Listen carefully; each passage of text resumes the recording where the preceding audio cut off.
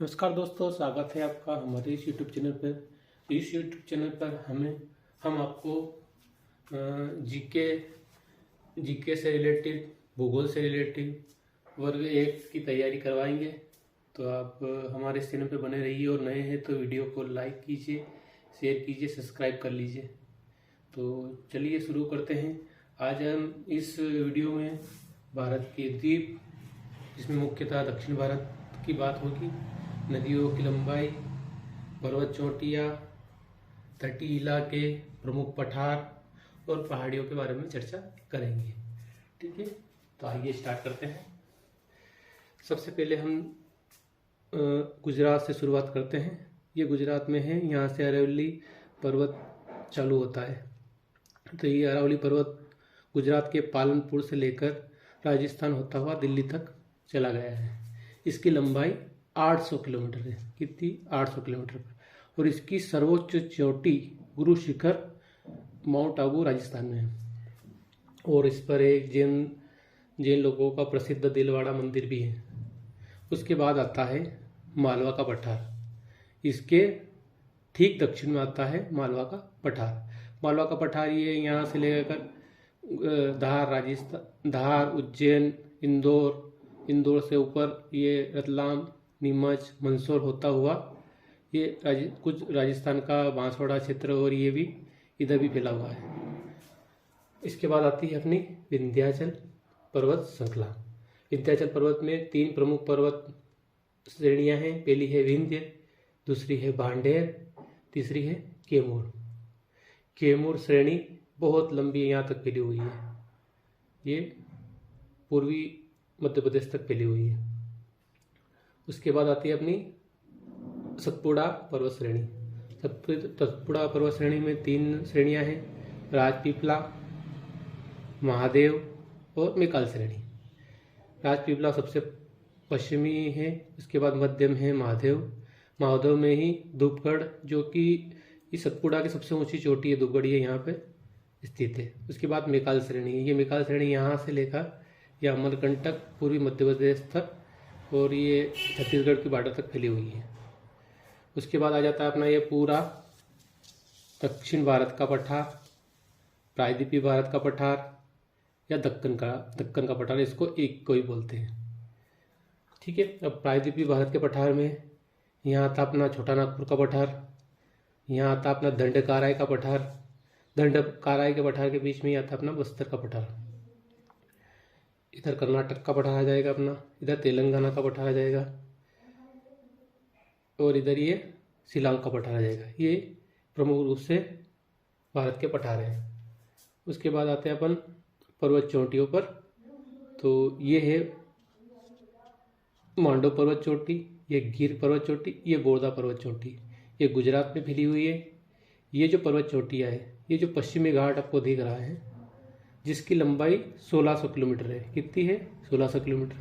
ये गुजरात से लेकर यहाँ केरल और तमिलनाडु तक विस्तृत है। इसकी सबसे उत्तरी चोटियाँ है मांडव, बोरदा और गिर।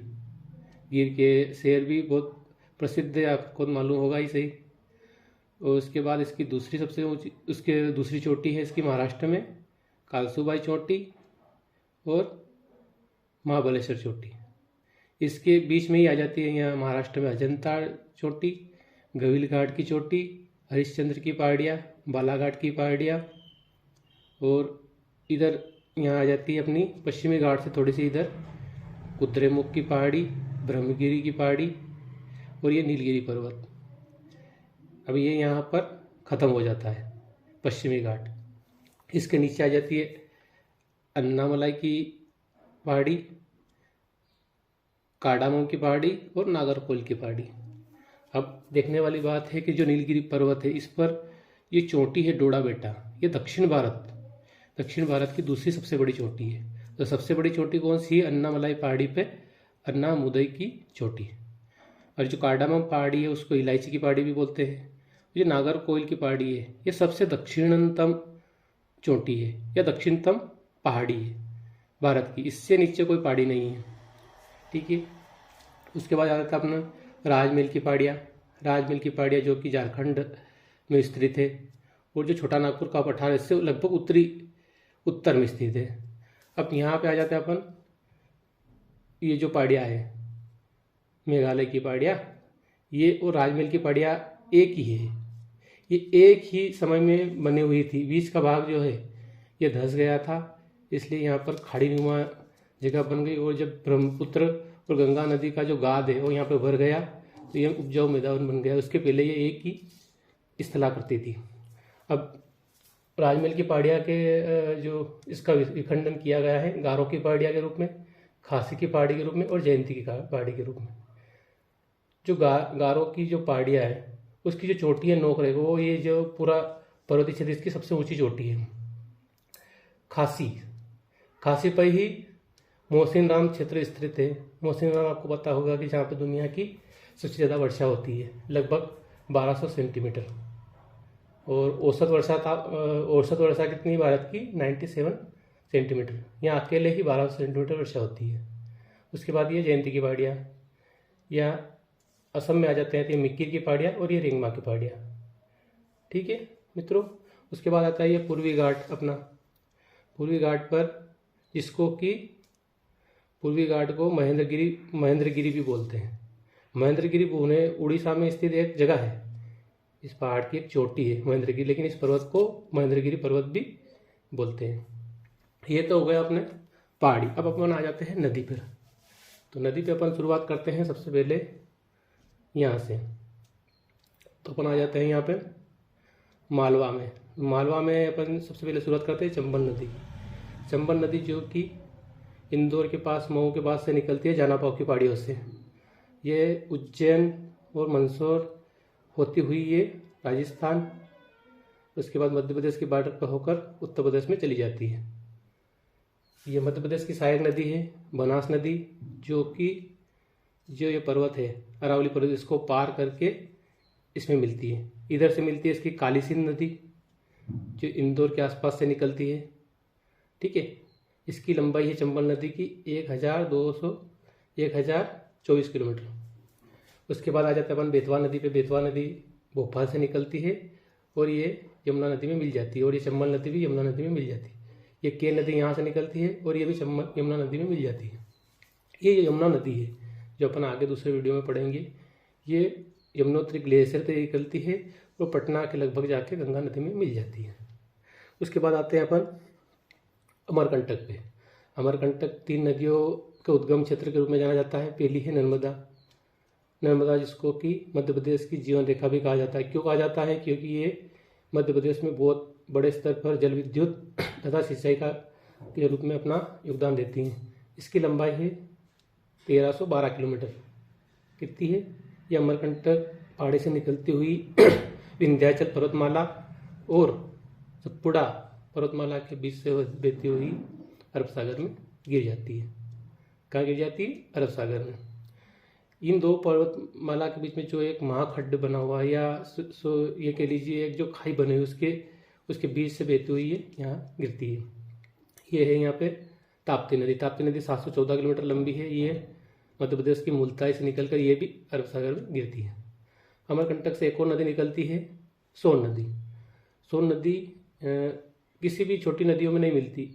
ये अमरकंटक से निकलकर छत्तीसगढ़ में से यूँ घूमती हुई ये जमुना के गंगा नदी के दक्षिण दिशा से गंगा नदी में मिलती है। गंगा की नदी है। ये जीके में प्रश्न भी पूछा जाता है कि कौन सी नदी गंगा की जो कि दक्षिण से आकर मिलती है, तो सोन नदी। अब ये सोन नदी है, ये मेकाल श्रेणी और कैमूर श्रेणी इन दोनों के बीच से होकर बहती है। ये कैमूर श्रेणी है ना, ये यमुना नदी का ऊपर और नीचे गंगा नदी का ये क्षेत्र है, इनको जल विभाजन का कार्य भी करती है। ठीक है, और यहाँ से एक और नदी निकलती है, महानदी। ये अमरकंटक से थोड़ा दूर रायपुर के पास से निकलती है। ये 851 किलोमीटर बहती हुई बंगाल की खाड़ी में गिर जाती है। इस पर विश्व प्रसिद्ध हीराकुंड बांध भी बनाया हुआ है। इसके बाद आ जाते हैं अपन गोदावरी नदी। गोदावरी नदी नासिक के महाराष्ट्र के नासिक से निकलती है, त्र्यंबकेश्वर से, जहाँ इसको गुप्त गोदावरी भी बोला जाता है, और दक्षिण भारत की गंगा भी बोलते हैं इसको, और बूढ़ी गंगा भी बोलते हैं इसको। इसका दक्षिण भारत में वही मान सम्मान है जो उत्तर भारत में गंगा नदी का है। ये गंगा नदी के बाद बहने वाली सबसे बड़ी नदी है, 1465 किलोमीटर। इसकी सहायक नदियाँ हैं पेनगंगा, इंद्रावती और प्रणीता। ठीक है मित्रों, अगली आ जाती है अपनी कृष्णा नदी। कृष्णा नदी महाबलेश्वर चोटी जो कि महाराष्ट्र में है, वहाँ से निकलती है और कर्नाटक और जो भी तेलंगाना बन गया है, तेलंगाना आंध्र प्रदेश होते हुए बंगाल की खाड़ी में गिर जाती है। इस नदी पर तुंगभद्रा नदी भी आकर मिलती है और तुंगभद्रा नदी पर विश्व प्रसिद्ध तुंगभद्रा डैम बना हुआ है। कृष्णा नदी के जल को लेकर महाराष्ट्र सरकार, आंध्र प्रदेश और कर्नाटक के बीच जल का जो अभी विवाद बना हुआ है। ये पहले विवाद तेलंगाना में इसमें शामिल होगा कि तेलंगाना और आंध्र प्रदेश जब एक थे तो 3 राज्य का नाम आता था, अब 4 राज्य का नाम आता है। उसके बाद आती है अपनी कावेरी नदी। तो ये कुद्रेमुख की जो पहाड़ी है कर्नाटक में, वहाँ से निकलती हुई ये नीलगिरी पर्वत के उत्तर दिशा से निकलती हुई 805 किलोमीटर दूरी तय करके ये भी बंगाल की खाड़ी में गिर जाती है। अपन आ जाते हैं अब इधर झारखंड में। झारखंड से रांची के पठार, ये जो छोटा नागपुर का पठार है, इसमें 2 प्रमुख पठार है, हजारीबाग का पठार और रांची का पठार। रांची के पठार के नीचे से निकलती है स्वर्ण रेखा नदी और 610 किलोमीटर की दूरी करके ये भी बंगाल की खाड़ी में गिरती है। दामोदर नदी हजारीबाग पठार और रांची के पठार दोनों के मध्य से निकलती हुई ये हुगली नदी में जाकर मिल जाती है। हुगली नदी की सहायक नदी है। हुगली नदी पटना के पास से ही एक गंगा नदी का एक टुकड़ा निकलता है जो हुगली के नाम से फेमस है, जिसको गंगा सागर क्षेत्र भी बोलते हैं, और 260 किलोमीटर लंबाई तय करके ये बंगाल की खाड़ी में मिल जाती है। हुगली नदी के किनारे ही कोलकाता नगर बसा हुआ है। ठीक है, अब गंगा नदी का बारे में हम पढ़ेंगे। जो गंगा नदी जो आ रही है पटना से, वो पश्चिम बंगाल में जाकर इसका नाम पद्मा हो जाता है। क्या नाम हो जाता है? पद्मा। और जो ब्रह्मपुत्र नदी आ रही है चाइना तिब्बत से, ये दोनों जब मिलती है तो इसका नाम मेघना हो जाता है। क्या नाम हो जाता है? मेघना। और दोनों के मिलन पर जो यहाँ डेल्टा बना हुआ है, ये डेल्टा सुंदरबन डेल्टा बोलते हैं, जिसको जो विश्व का सबसे बड़ा नदी डेल्टा है। ठीक है मित्रों, अब हम पढ़ेंगे प्रमुख दर्रों और तट के बारे में। ठीक है, ये जो पश्चिमी घाट है, पश्चिमी घाट पर ये है थालघाट दर्रा। मुंबई से यदि हमें नासिक जाना हो तो हमें थालघाट दर्रे से होकर जाएंगे। दर्रा उसको बोलते हैं जो 2 पहाड़ी के बीच में जो गैप रहती है, जहाँ से विभिन्न नदियाँ निकलती हैं, सड़क मार्ग रेल मार्ग निकलते हैं, उसको दर्रा बोलते हैं। मुंबई से अगर हमको पुणे जाना हो तो हम ये बोरघाट दर्रे से होकर जाएंगे। और इसके बाद इसका सबसे निचला हिस्सा एक और दर्रा है जिसको पालघाट दर्रा बोलते हैं। केरल और कर्नाटक के मध्य जो आवागमन का प्रमुख जगह है वो पालघाट दर्रे से होकर ही जाती है। ठीक है, ये दक्षिण भारत में प्रमुख 3 दर्रे हैं। उसके बाद अपन आ जाते हैं तट पर। ये जो आप देख रहे हैं ये काठियावाड़ी तट है। गुजरात में तो आपको मालूम है काठियावाड़ी खाना प्रसिद्ध होता है। जो कच्छ की खाड़ी से लेकर ये दमन द्वीप तक जो ये तट है, इसको समुद्र का जो तट है इसको काठियावाड़ी तट बोलते हैं। दमन द्वीप से लेकर ये गोवा तक का जो तट है इसको कोंकण तट बोलते हैं। गोवा से लेकर जो केरल कर्नाटक का जो तट है इसको केंद्रा तट बोलते हैं। केरल से लेकर ये पूरा केरल तक कन्याकुमारी तक इसको मालाबार तट बोलते हैं। ये आंध्र प्रदेश की सीमा से लेकर कन्याकुमारी तक इसको कोरोमंडल तट बोलते हैं। और यहाँ से लेकर तमिलनाडु के उत्तरी सिरे से लेकर ठेठ पश्चिम बंगाल तक इस तट को डेल्टा तट बोलते हैं। ठीक है मित्रों, अब डेल्टा तट में जो मैदान है, जो आंध्र प्रदेश में जो मैदान है इसको उत्तरी सरकार मैदान बोलते हैं। यहाँ मैदान बना हुआ है, मैदानी क्षेत्र है, उसको उत्तरी सरकार मैदान बोलते हैं। और जो ये उड़ीसा में जो मैदान है उसको उत्कल का मैदान बोलते हैं। ये बोलते हैं उत्कल का मैदान। ठीक है मित्रों, अब अपन पढ़ लेते हैं नदी द्वीप के बारे में। तो ये जो अलियाबेट द्वीप है ये नर्मदा नदी के मुहाने पे स्थित है। नर्मदा नदी के मुहाने पे स्थित है। और मुंबई एक खुद एक द्वीप पे बना हुआ है, स्थित है।